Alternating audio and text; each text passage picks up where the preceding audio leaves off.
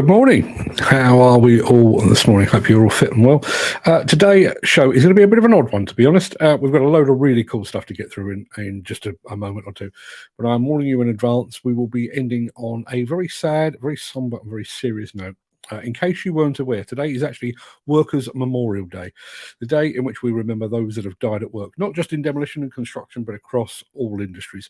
However, our contribution to the Memorial Day is an interview with the widow of a demolition worker killed in an accident at the Teesworks facility back in 2019 up at Redcar. We're going to be featuring a clip of a much longer interview, and you can find a link to that in the chat if I can press the right button. Bear with me 1 second. There we go. You should have a link to that right now. Given the subject matter and the fact that the lady in question, Anne Mackay, agreed to basically bare her soul at such a sad time, can I please ask you to do me one small favour today? Take that link and share it as far and as wide as you possibly can. And obviously, if you can find the time, please give it a watch and give it a listen yourself. Now, without further ado, let me roll the intro and get this show on the road.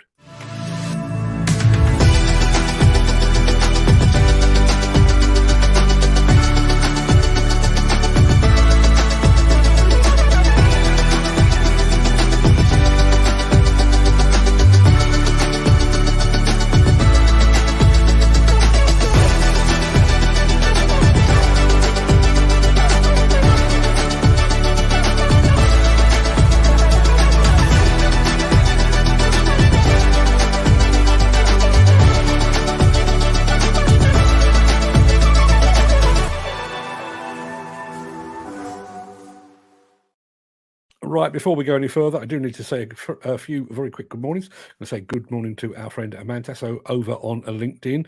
Also going to say good morning to Gaz Evans, the maker of some of the finest attachment models in all of Christendom. Morning to Ed Butler, half of the Dynamic Duo. Morning to Nick Drew. Good morning to Stephen Guthrie. Good morning to Kerry Jones, and a whole lot more besides. Now, it is Friday, the 27th of April. Welcome to the Breakfast Show. I am your host, Mark Anthony. And if you didn't know that already, I can't even begin to imagine why that would be the case. In today's show, CDI rocks New Jersey with its latest power station blast. We're putting on the white coats as we take a sneak peek at SaMoTer Labs and cutting a wind turbine blade down to size. Plus, as I've already alluded to, we are going to mark Workers' Memorial Day by sharing a clip of an exclusive interview with the interviewer of one of the men killed in a demolition accident up at the Teesworks facility in Redcar. We're going to get to all that in just a second. But first, let's peer back through the mists of time to see what was happening on this day in history.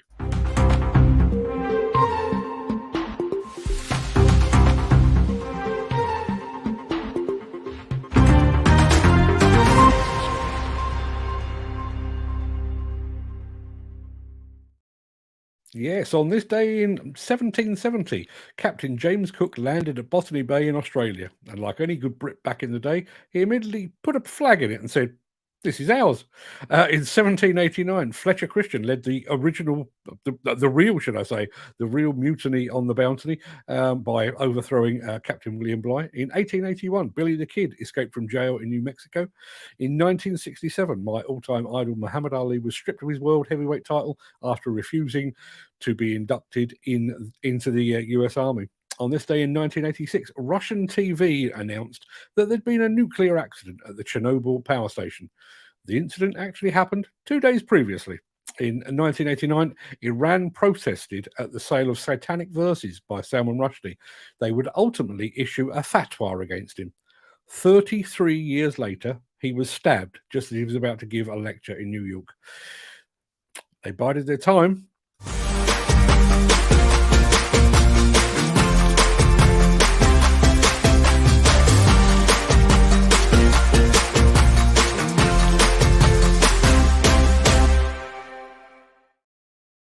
Now, I do need to see a few more hellos. Lou Carney is here, and she's talking to Nick Drew about the Grumper. The Grumper. I'm tempted to give that as a nickname to my wife, but I hope she's not listening. The Grumper by JJ Mack is going to be at Plantworks. Looking forward to seeing that. Self-loading dumper that Nick Drew has featured exclusively. Morning gang, says Lou Carney. There is Dan Cullen as well. thank you very much indeed for sharing that video this morning. There is Mark Whiting. Morning, Mark. Thank you for being here.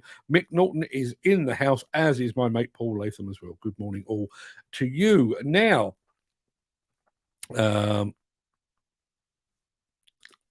will the pink Fent be there? I don't know what the pink Fent is. There you go.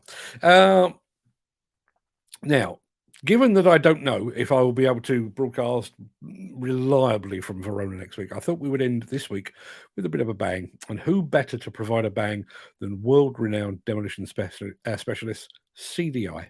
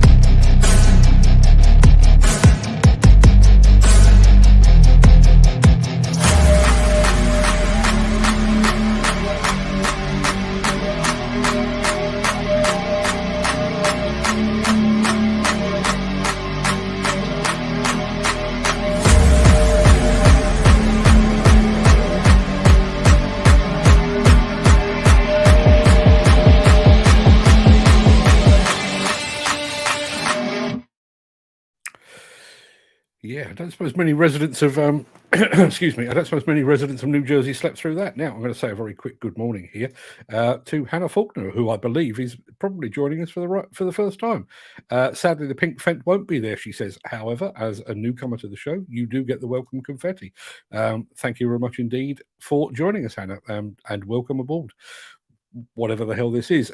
Been a fair bit of chat in the chat about all things related to PlantWorks. I'll come back to that a bit later on, but here's one from the half of the dynamic duo that will be at PlantWorks, Ed Butler. Morning, Ed. Looking forward to PlantWorks. I have some new equipment installed on my machine for the show. Flying solo this time around, my good friend and partner in crime, or without my good friend and partner in crime, although I think he is in the chat. So good morning to you as well. Let me get rid of that. Now, where are we? I think we need to go from New Jersey to Verona, which is coming up next in just a second.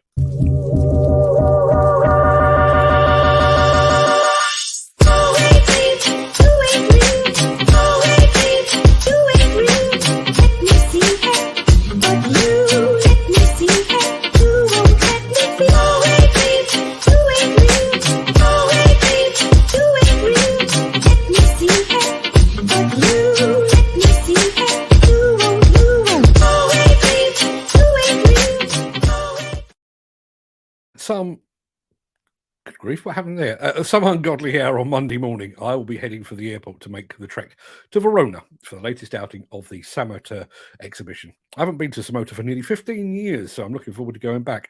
This one, I think, is going to be defined by juxtaposition. Verona itself is an ancient and historic city, and yet the SaMoTer show itself looks set to be highly futuristic with a digital worksite and a thing that they're calling the SaMoTer Lab. And this, apparently, is what it's going to look like.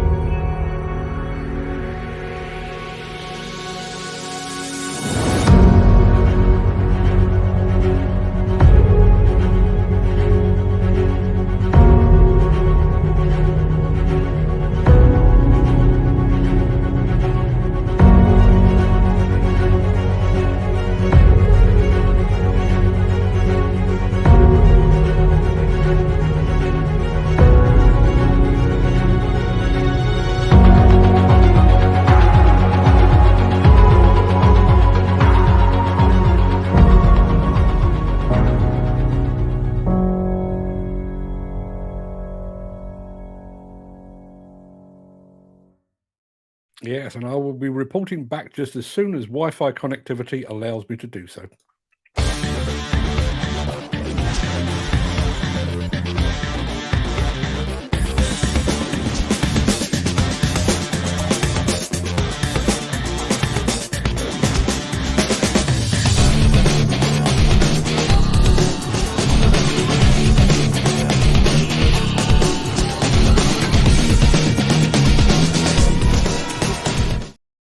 Now, I don't know about you, but I still think of wind turbines as pretty newfangled, very much the technology of today. It turns out they've been around for a bit longer than that, and it also turns out that the blades themselves on these turbines actually have a limited shelf life.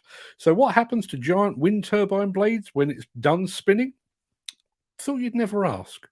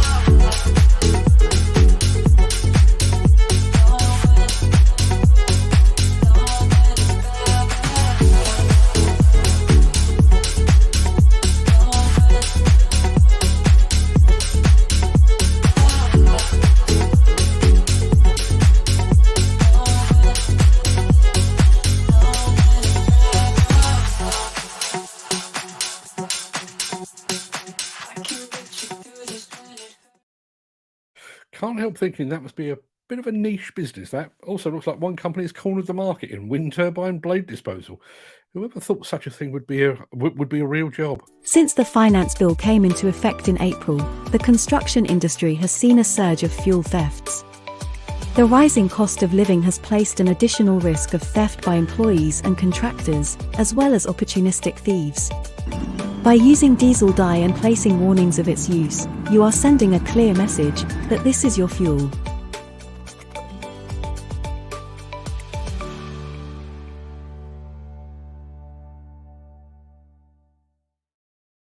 Following hot on the heels of yesterday's interview with Rob Oliver of PlantWorks, we received news that there will be a new name at this year's show. While the products themselves will be familiar, this will be the first UK outing for the new Develon brand. And we have managed to secure some footage of the Develon machines actually beginning their migration to the East of England showground.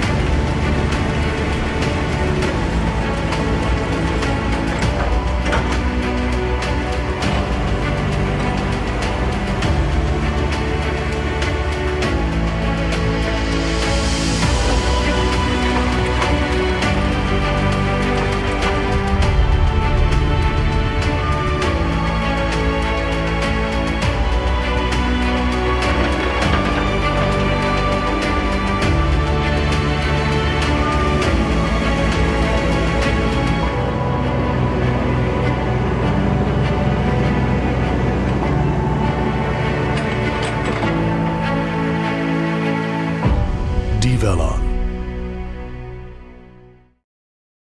Yes, wish I could actually do a David Attenborough impression, because I could then do the annual migration of the Develon machines, or Develon, depending how you pronounce it. I did see the Develon machines at Craic. Looking forward to seeing them again a little bit closer to home. Now, yep, there you are. That will be, I think, for a lot of people, it will be their first opportunity to actually get a glimpse of the new Develon brand. Is there any Develon brand in the UK yet? Yes, there is. There is, and they are going out the door. But if you want to see them in public, pop along to PlantWorks, which I know you are planning to do. Now, just on the subject of PlantWorks, if you would like to attend, I would strongly recommend that you pre-register. If you'd have a look in the chat, I've just posted a link to allow you to do so. So please press that link, and I'll be sharing another link in just a second as well. But first of all, it's time to get serious, I guess.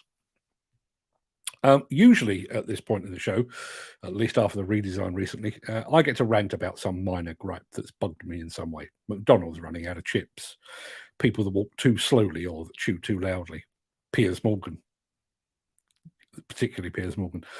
But today, instead of a gripe, this is time for a reality check that puts all my bitching and whining into context. As you may be aware, today marks Workers' Memorial Day. The lady you're about to meet will be attending a Memorial Day event in her native Scotland today. That event will be doubly poignant for her this year, because as well as today being Workers' Memorial Day, today is actually her wedding anniversary. Sadly, she won't get to spend the day with her husband. She won't be going out for a romantic dinner, and the pair will not be exchanging anniversary gifts. On the 19th of September 2019, her husband John, together with another man, Tommy Williams, were killed in a demolition accident at the Teesworks facility in Redcar. Now, the full interview is about 40 minutes long, and I will add a link to that in the chat in just a second.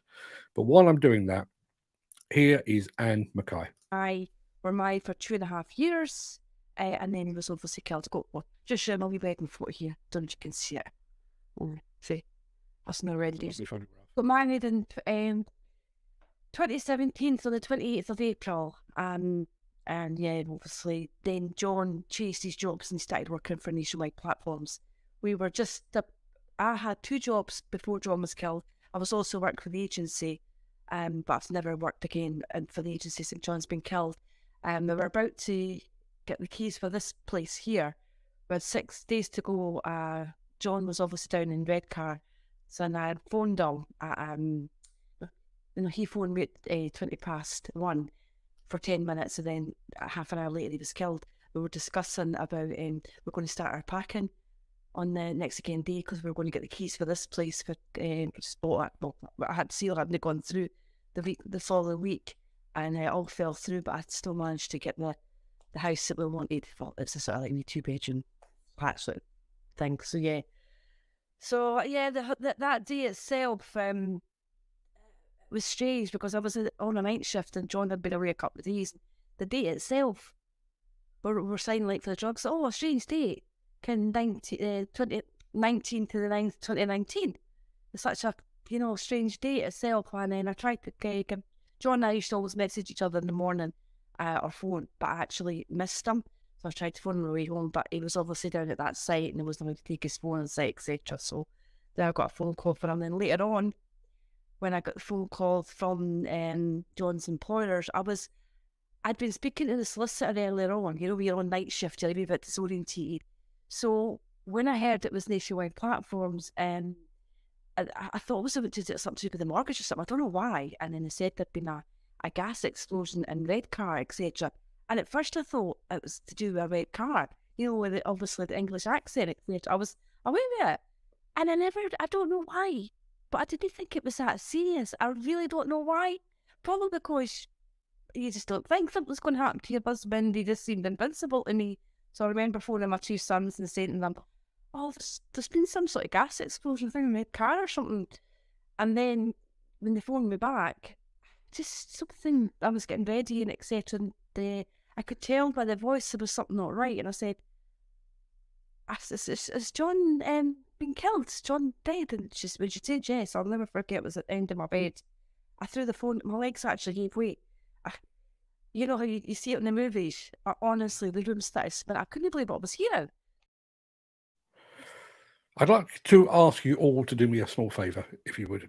Even if you can't be bothered or don't have the time to listen to the full episode, can I please ask you to share the link to as many people as you can? I spoke to Anne at some length, and I can tell you that one of her biggest issues is that she feels like her husband has been forgotten.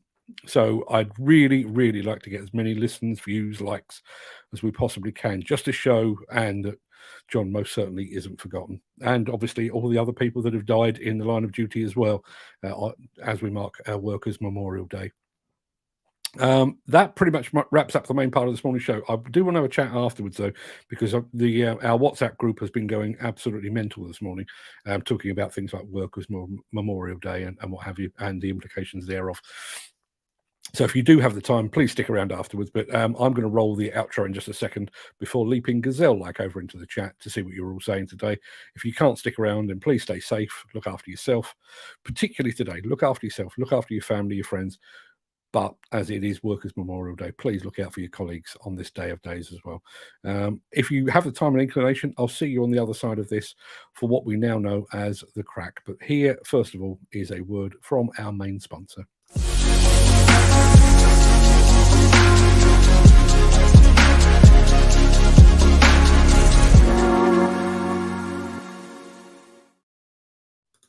Morning, gang. How are we doing?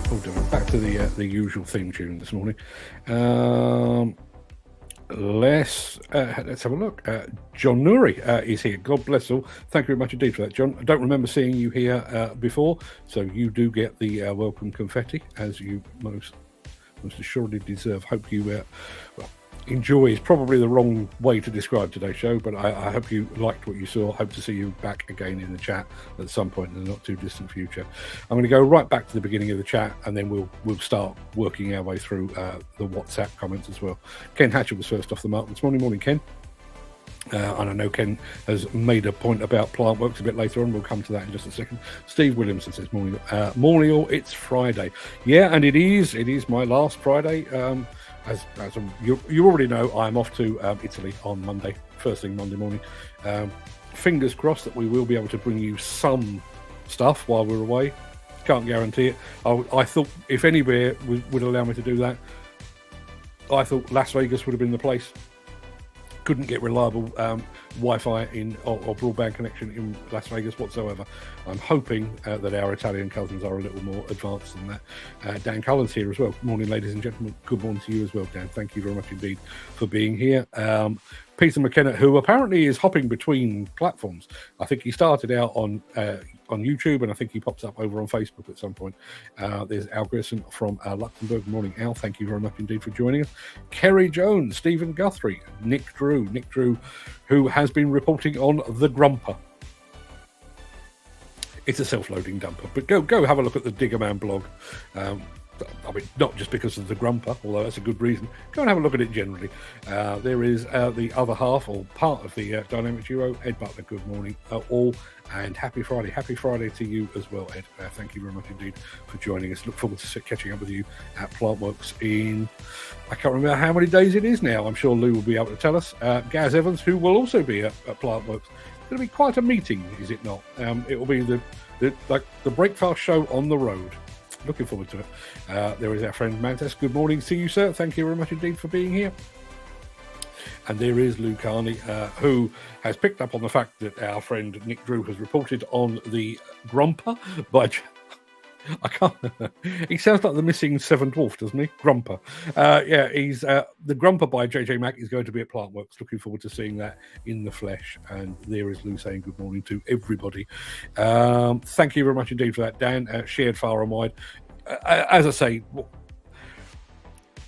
there are a number of surprising things that came out in that interview with Anne Mackay. One of which was, despite all my criticisms of them over the years, apparently the health and safety executive have been very, very, very kind and supportive of Anne and her family. Unfortunately, the police have not been quite so helpful. But one of the key things that did come out of it was, as I say, 3 years, 7 months after the accident, and he's starting to believe that everyone's just forgotten about her. I'm sure it's exactly the same feeling that the families of the four men killed at Didcot are feeling as well, 7 years and several months on. So if we can share it as far as... trust me, I'm not doing this for views. I don't give a monkeys about views on this one. But if we can, I'd love to be able to go back to Anne and say, people have really engaged with your story. Oh, excuse me. So yes, if you can possibly share it, I'd be very, very grateful. There is Mark Whiting. Good morning to you, Mark, and good morning to Mick as well, and to Paul Latham, who very modestly describes himself as a pioneer. Okay, why the hell not? Let's have a look. Will the pink Fent be there? I'm assuming we're talking about a pink Fent tractor. Apparently it will not. Lou Carney, looking forward to taking a look, says Nick Drew.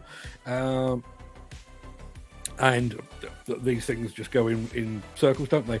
The JJ Mack tractor, operated by the one and only Hannah Faulkner, who actually pops up in the chat just a little bit later on. It's like we planned these things.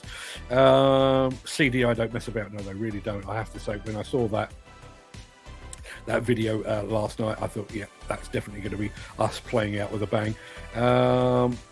UT was at Hillhead. That would be the pink Fent, I guess. Missed it entirely. I don't know how I managed to miss a pink machine, but I did. There is Gary Muirhead, a little bit later than usual, but welcome nonetheless. Morning, Gary. Thank you very much indeed for being here. And I am going to go over to, you won't be able to see it, but I'm going to go over to our WhatsApp group in a minute, because Gary did make a very timely comment this morning, which kind of relates back to our widow's story from Anne Mackay there. Yeah, the water suppression. I always find myself defending demolition contractors with these things, but you have to think, with a power station, you've probably got 50 or 60 years worth of accumulated dust, all escaping in about 8 seconds. There isn't a dust suppression system in the entire world that could gather all that up. But yes, you're absolutely right. And Ken Hatcher picked up on the same thing, as did Dan Cullen by the looks of it. I'm more with Al Grierson, who says, deeply satisfying. Do like to see a good blast. Ed Butler, we're back to Plantworks again. Looking forward to Plantworks. I have some new equipment installed on my machine for the show. Flying solo this time. Won't be the same. It'll be like Morecambe without Wise, Ant without Deck. You get the idea. but I'm sure he'll put on a fantastic display, as he always does. And there, as I've already mentioned, Hannah Faulkner is in the house. Dan Cullen, sadly the pink Fed won't be there. Such a shame, because I've missed it once and it looks like I'm going to miss it again, but there you are. Yeah, there is Peter McKenna. Blast curtains didn't stop the debris from the charges either. No, it didn't. There is Dan. Damn, he says, was wanting to get more pictures of that beast, Hannah Faulkner. We're talking about Verona. Be a good show to go to. That, yeah, as I say, I've been trying to figure it out. I reckon it's 15, could even be 20 years. And I know the last time I attended the SaMoTer show, I actually arrived by train. So I've kind of got a vague memory of what the station looks like, but I don't remember the showground at all. I'm assuming it's in the same place. So it's going to be a voyage of kind of rediscovery, to be honest. There's Gaz Evans, building still laying on its side, still high laying on its side, should I say. Been there, done that. Yeah, unfortunately, that is one of the drawbacks of explosive demolition. It does part of the job, and now it's down to the equipment to go in and do the remainder of the job. Wondered why I couldn't see Facebook chat. Some idiot was on YouTube. Yeah, well, bearing in mind I've got 5 chats going on at the same time. Trust me, Peter, I feel your pain. Lou Carney. Hi, Ed Butler. I left a comment for you on Insta this morning. Think it was about 4 a.m. Good Lord, Lou. From Plantworks. Ed, if you haven't seen it already, go and check your Instagram DMs, because there is a message waiting for you. I asked what happens to wind turbine blades when they reach the end of their proper working life. Apparently, they get recycled. In a manner of speaking, they certainly get chopped up. I don't know if any of that can be repurposed into new blades. That's a good question. How do they know when a blade has its time done? I don't know. I know absolutely squat about wind turbines. Apparently, the lifespan of a wind turbine blade is roughly 20 years. Doesn't seem that long, does it? When all it does is that. Doesn't seem that long at all. Lovely video that. I think that was the Develon one, and it was very nice. Is there any Develon brand in the UK? Yes, there is. There are. They're here. I think they're at dealer level, but I think there's at least one been sold over into Ireland or Northern Ireland. I can't remember. But no, they are here. They have made landfall. Mick Norton says, well, there is evidence that wind turbine blades for disposal were being buried on landfill sites, never to rot over time. Oh dear. Oh dear. I'm not sure to go to Plantworks. Ken, you must. You must. It's in your blood, sir. There is Lou Carney saying, best to register to avoid the queues on the day. 100. If I can back up anything that's been said today, I would certainly say that. If you turn up, it's like turn up having pre-registered is like turning up at a nightclub and you're on the VIP list. You just stroll to the front, wave your badge, and you're escorted in by. You're not escorted in. I was going to go off on a tangent there, but you just avoid the queues. If, however, you don't pre-register, you have to fill in a form, which means that you have to hunt for a pen, which most people don't have, fill in a form, queue, hand that form to somebody, queue, wait for your badge to be printed, queue to get into the show. Why would you do that? Why would you not just pre-register, take 2 minutes, and it's probably less than 2 minutes, 2 minutes out of your time, feel like a VIP strolling into a nightclub? But with diggers. Al Grierson says Americans just bury them in Europe. They are burnt to generate power. Burning wind turbine blades. Is that good? Is that good? I'm not sure whether to go to Plantworks or not. Long way for me to travel. Let me put it like this to you, Ken. This is your last chance this year to go hang out with some big boys' toys. I don't know if you're going to make the trek to Hillhead next year, but as far as I know, you're not going to SaMoTer next week. I doubt very much that you're going to Stein Expo over in Germany in September. So this is your last chance to go hang out with the big boys' toys and the big boys and girls. Some of the girls aren't that big. Make the trek. Make the trek. We'd be lovely to see you there if you possibly can. And there is John Nuri. God bless all. Thank you very much indeed for that. Our friend over from, now I'm trying to remember, Pennsylvania, I believe. Wolf World of 69 is here as well, saying good morning to you one and all. And just to be clear, Plantworks is 46 days away, and she is suffering from insomnia. I know that feeling. I've told Ed to get a cardboard cutout of myself and stick a hat on.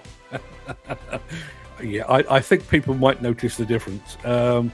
Ed Butler says it's in the development stages. Dan Cullen says the blades on the wind turbines have got the same lifespan as concrete. Ken used to be indecisive, now he's not so sure. Well done. Get to Plantworks, Ken. I will feed you pizza with the gripper. There you go. I mean, where else can you get an offer like that? Yeah, absolutely, Ken. Take the day. You deserve it.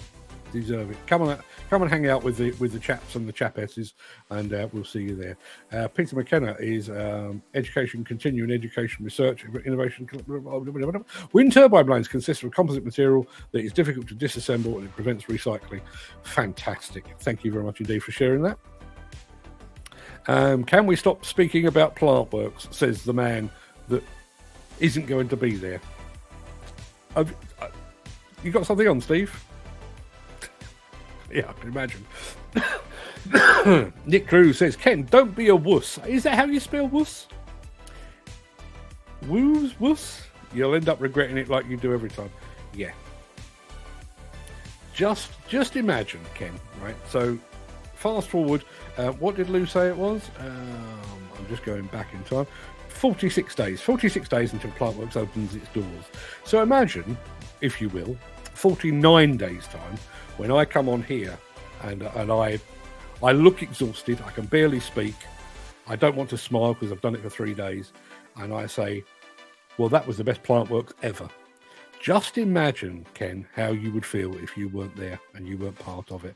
Imagine how you would feel when you see me with my arm round Ed Butler and Dan Cullen and Lou Carney and Nick Drew, giving Nick Drew a big smacker on his head. Imagine how you would feel that you weren't embraced within the warm bosom of Plantworks. Make the trek, Ken. Lou, am I selling this hard enough, do you think?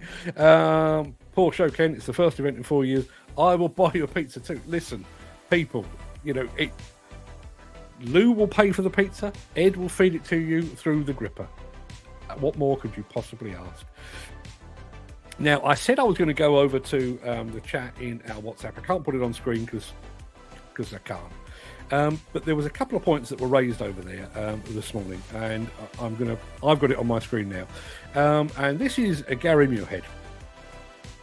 I was listening to BBC Radio Scotland News this morning on the way to work, and they were talking about the fact that there have been 200 plus cancellations of site visits by health and safety executives because of resources. That's shocking, and the figures you get from them about how deaths are happening, is only the ones happening on site. What about the ones on the way to work due to COVID at work, and the ones for asbestos-related deaths that are not recorded? And also, on the same subject, the other ones that aren't recorded, of course, are... where am I going with this? The other ones that aren't recorded, of course, are suicides. They don't get recorded either. So, bearing in mind Workers' Memorial Day, health and safety, 2 men killed back in 2019. We have a health and safety executive that doesn't have the resources to go and check sites. Is that not going to increase our accident and fatality rate? Certainly feels like it to me. There was another point over on the group as well, which, if I can find it, just rattling through, I can't even remember who it was from. I can now. Dan Cullen was saying, questions that remain are these, and future deaths totally unavoidable. Let's have a look. Management pushed to the limit on timescales. Yeah, totally right. Past a foreman to past that Let me try that again. That management pressure is then passed to the site foreman to keep the guys pushing for completion. Mistakes can and will happen due to negligent stress and being pushed above and beyond boundaries, taking risks, and sometimes gets through. Not sure where that one was going. So in my head and in my opinion, there should be more understanding of projects from management as they're at a computer, not seeing the scale from the worker's point of view. Should go and meet the guys on a weekly or monthly basis and be more considerate to mental health and stress on site. I agree with all of that 100%. I do honestly believe, I am of the belief that accidents, by their very nature, I don't think you will ever eliminate accidents until you eliminate human beings. The day when we switch to a fully autonomous construction or demolition industry, obviously accidents and fatalities will cease. That's the way it works. I don't want that to happen because obviously I want people to remain in gainful employment. But as it stands at the moment, the way that work is planned and the way that work is allocated and the way that work is carried out is surely contributing to the number of site accidents and fatalities. Looking at it from a demolition perspective, and I've mentioned this before, so my apologies if I'm boring, even more boring than usual. It's not unusual for a demolition contractor to tender for some work and then to be held in abeyance for a month, 6 months, a year, possibly even more than a year. So the client has gathered together all of the tenders, and they even on some occasions they've allocated the work. They've given it they've selected a contractor and they've told them, yes, you've got the job. We will tell you when you can start. So a year goes by and maybe 18 months go by, and then the demolition contractor gets a phone call to be told, you start on Monday. We've had a year or 18 months, but you've got to start on Monday. The original tender may have included details on work schedules. So the demolition contractor has gone back, explained the methodology they're planning to use, and making it clear that the project will take, let's say, 4 weeks. They drop everything, they turn up on site on the Monday to be told that in 2 weeks the piling contractor is coming in, so they need to get a hurry up. What does a demolition contractor do? I mean, the obvious answer is to say, sorry, that's not possible. The piling contractor will have to wait. But that rarely happens. In truth, they just go hell for leather. And when you go hell for leather, corners get cut, things get missed, accidents occur. That is not the fault of the demolition contractor. It's not the fault of the piling contractor. It is the fault of the client, and quite possibly the main contractor as well. They are forcing the issue. And for example, if you popped along this afternoon to get your car serviced, and you handed the keys to your car and said to the guy in the garage, how long is that going to take? And he said, oh, it's going to take 4 hours. Be back here at 3 o'clock this afternoon. And you say to him, absolutely fantastic, I'll see you at 1. He'd look at you like you'd gone completely barking mad. And yet, within construction, that is precisely what happens. Why? And we've seen the outcome. And one of the things that was alluded to in the longer form of the interview, I may have cut it out actually, but certainly one of the things that Anne Mackay intimated was that the company that won that project up in Redcar had won the job for £99,000. The highest bid for the same project was £308,000. Now, I realise that we all like a bargain.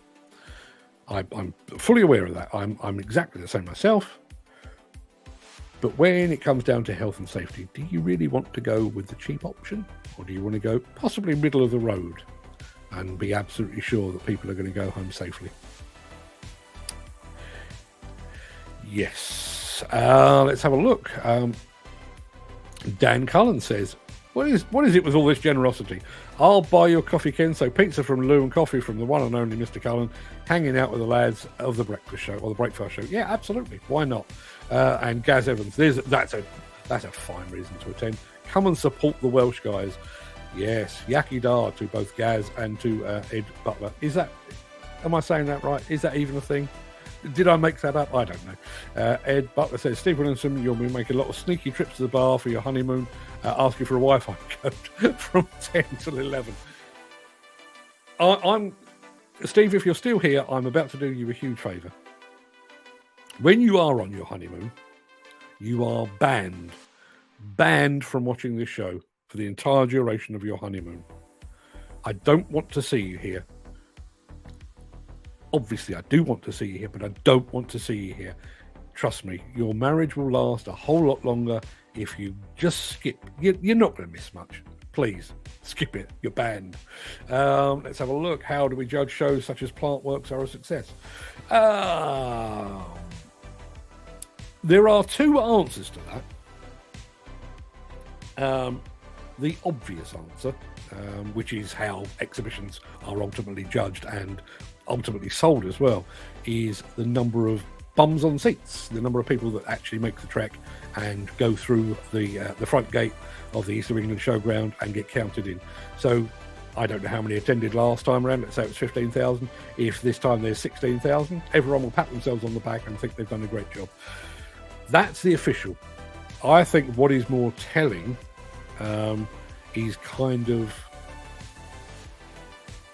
it's a subjective, and I think it's more to do with feel.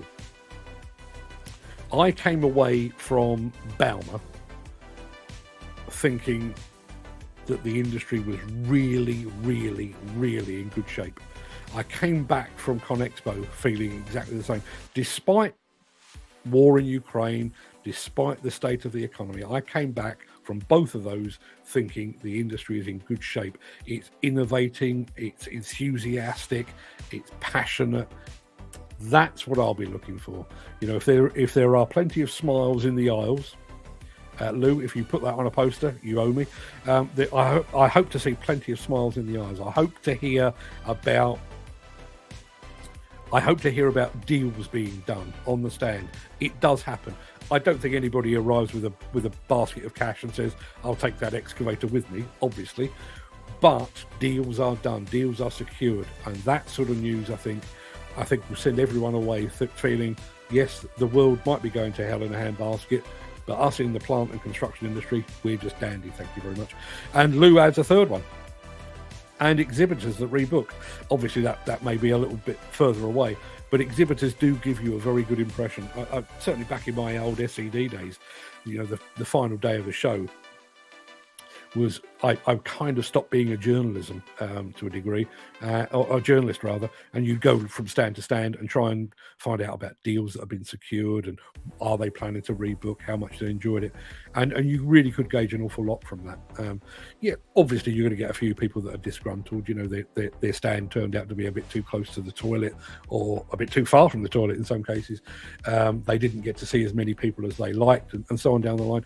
The one thing I will say in defense of the exhibition trade, and I'm not being paid to say this is just, I have observed this over the years, is there is an inclination among exhibitors at exhibitions.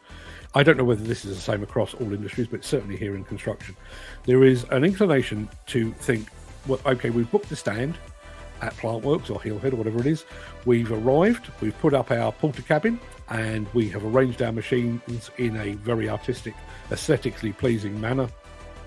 Now, where are the people? I'm not doing that. I'm not even exhibiting, but I am, you know, I have already fixed meetings. I've already fixed get-togethers. It's a month and a half away. I have already set meetings and you know, I'll be having coffee with so-and-so at such and such a time. I've already done that. Exhibitors should be doing the same. It's the same. I mentioned this to somebody the other day. It's like if you opened a very specialist shop selling. Let's imagine for a moment that Gaz Evans has decided, actually, what I need is not to be making these fantastic models at home. I need a shop.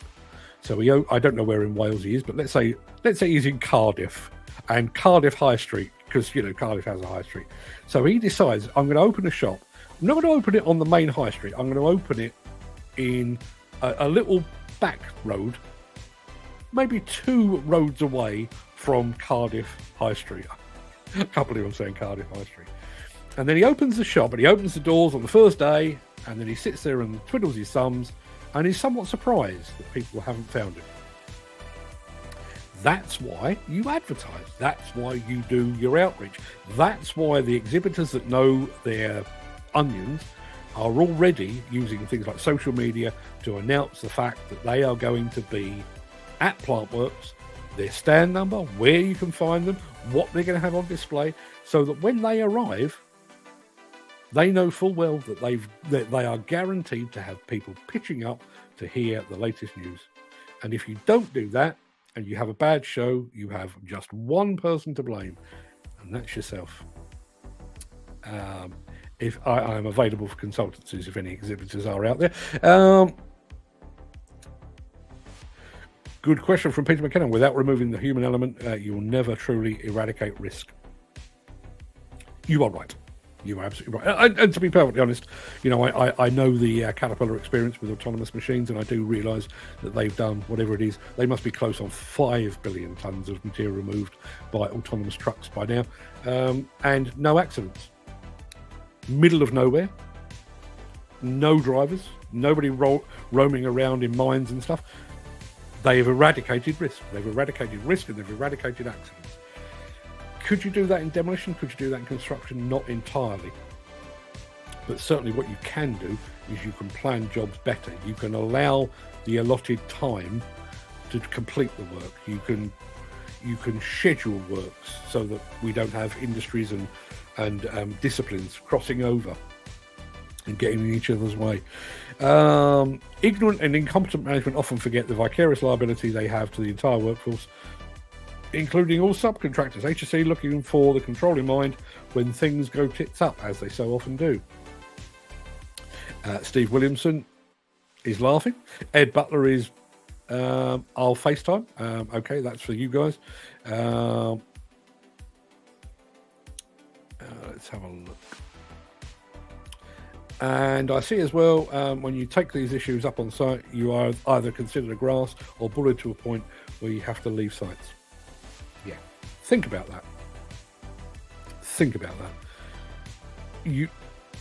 We are supposed to have an open policy on sites.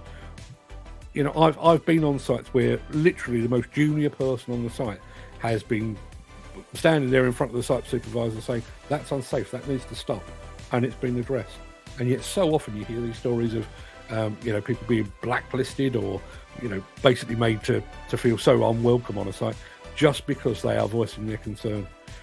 And I honestly don't believe that is a natural way to react to the report of a potential safety hazard. I believe that is because we've got this multi-tiered system. So thinking about demolition, if an operative on a demolition site went to his site supervisor and said, there is something going on this site that is potentially dangerous, we need to do something about it, you've got 2 courses of action. That site supervisor can either say, okay, I'll have a word with the main contractor and I'll bother him and I'll stop whatever he's doing to point that out, or I'll just tell the grass to shut up and go back to work. And I think all too often they tell the grass to shut up and go back to work. Let's have a look. Lucani says Isaac Murphy. For those of you who don't know, Isaac Murphy is the son of the great Lucani. He lives in Cardiff. He's coming to the show and looking forward to seeing you all and catching up with Fred. Well, there you are. Even more reason, yeah. The mythical creature that is my son Fred will be at Plantworks. There's a fair few of you that actually believe I've made him up, but he really does exist. Before ConExpo, we put posts up to say we were going to be there. I had numerous people telling us they would come around for a chat. It lets them know where to go and know your presence. Yeah, absolutely. Why would you not do that? You know, and we listen. Most of the exhibitors, I'm already getting invites to, you know, attend unveilings and the usual sort of stuff. Much the same as I've got over in Italy next week. But there are exhibitors there that will literally turn up and you know, throw open their doors and Where are the people? Not the exhibitors put on the show, but it's your job to get the. Think about it from a movie standpoint, right? So the next Avengers movie, if there is such a thing, the next Avengers movie, it's not down to Robert Downey Jr. to put bums on seats. Yes, he does his job, but there is a mechanism in place to ensure that as many people as possible know that movie is coming. Here's a whiz-bang trailer that will get you all excited and build up the anticipation, and then you go and pay your money. If that didn't exist, the Odeon would be very, very quiet indeed. People, and just while I'm on the same subject, for the other one that always gets my goat, all of these exhibitions now, and Plantworks is no exception, all these exhibitions now have a degree of awards ceremonies. Awards for innovation, awards for best stand at the show, and so on down the line. If you win one of those, do me a favour, shout it from the bloody rooftops, would you? You've just won an award. We used to do silver and gold awards back at the old SCD. I'm sure Lou Carney will remember that. And we had a plaque that went on the stand. And some of them, you'd hand them their silver or their gold trophy, and they'd go, "Oh, cheers," and they'd go and stick it in a porta cabin where nobody could see it. Why did you bother entering if you weren't bothered about winning? It makes no sense to me as well.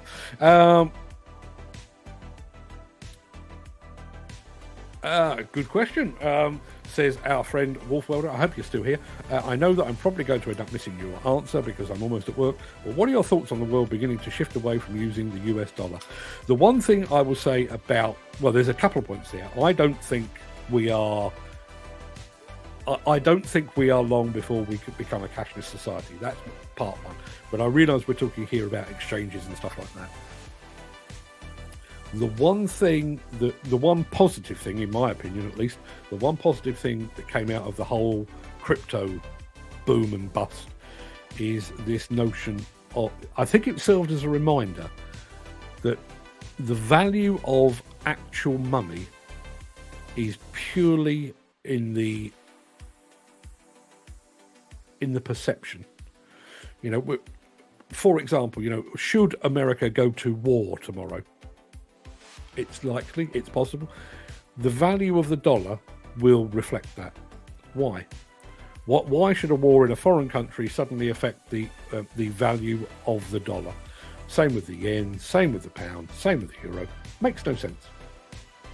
All it is, much the same as we talk about market sentiment. The only thing that drives that is that there's an economist going, "Oh, it's looking dodgy. I think we're going towards recession." And then 6 weeks later, guess what? We're in recession. There is a very famous bit of footage, and I realise I'm going slightly off on a tangent here, but there is a chat show on which Russell Brand is speaking. He's talking about the notion of nations. Even those are, they're basically a creation of our minds.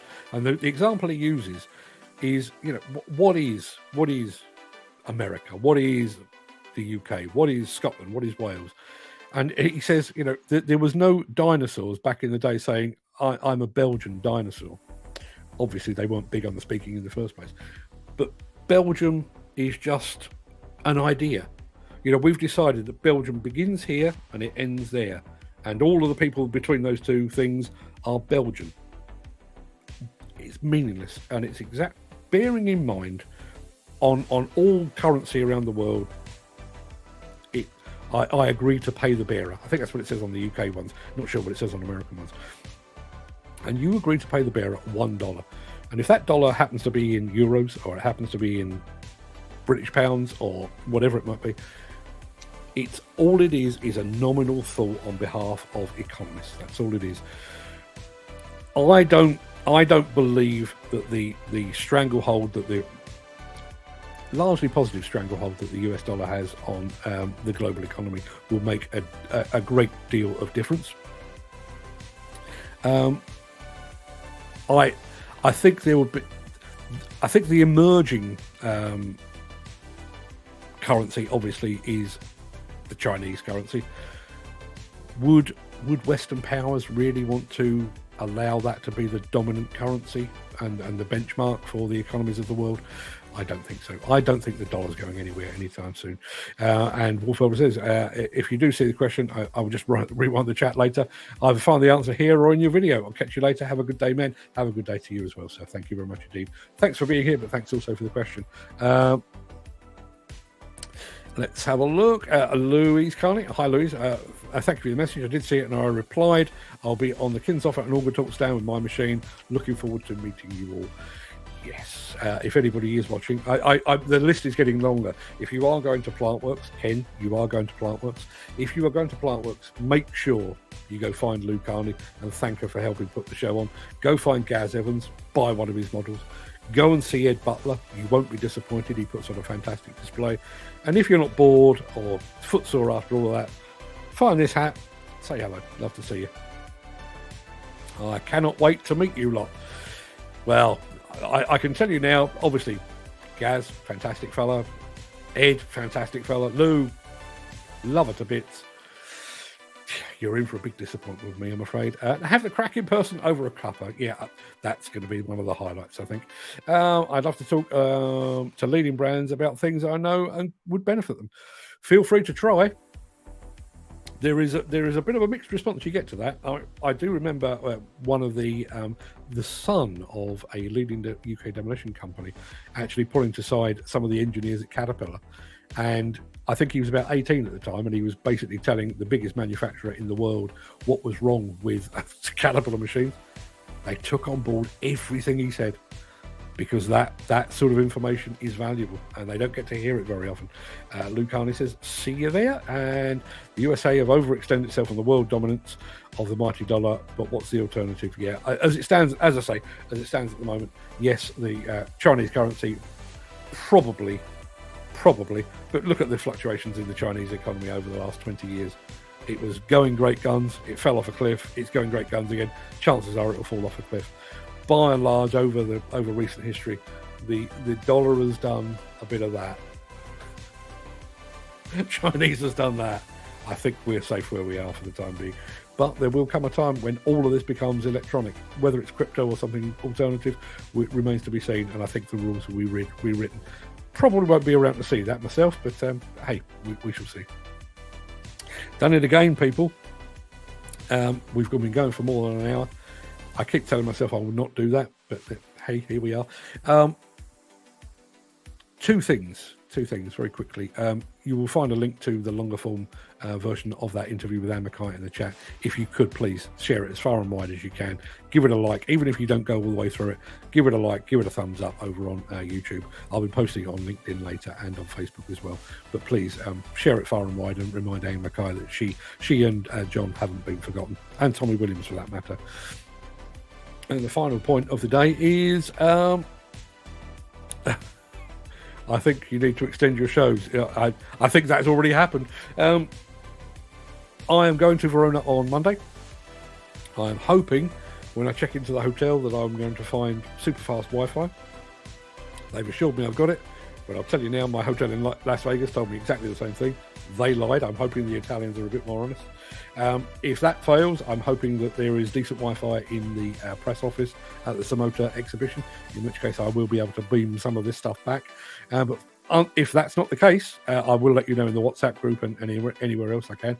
If that's not the case, then unfortunately, this is my last outing for a week, in which case I will see you Monday week for more of the same. Coming back, I should be hopefully coming back clutching gifts to give away. We've still got a few more Plantworks bits and pieces to give away as well. I need to go through those and see exactly what it is we've got. Hopefully top that up with some Italian-based goodies as well. But also, the most important thing is I'm planning to vlog. I almost said vlog the tits off. I'm going to vlog very hard while I'm in Verona, to show you around the city, show you around the show as much as I possibly can. So expect lots of loving shots of pizza and pasta and handsome Italian women and the like. Until then, everybody have a fantastic day. Have a great weekend. Don't forget, it is Workers' Memorial Day. So keep those fallen in the demolition industry and construction industry in your thoughts and your prayers if you're that way inclined. Hope to see you very, very soon. hope to see you in 3 days. If not, I'll see you in about 10. Either way, all the best. Vlog very hard sounds worse. There must be an expression. I don't know what it is, but I'll be vlogging quite a bit. Let's put it like that. I hope that's a bit cleaner. Everybody go have a fantastic day. Have a great weekend. See you very soon.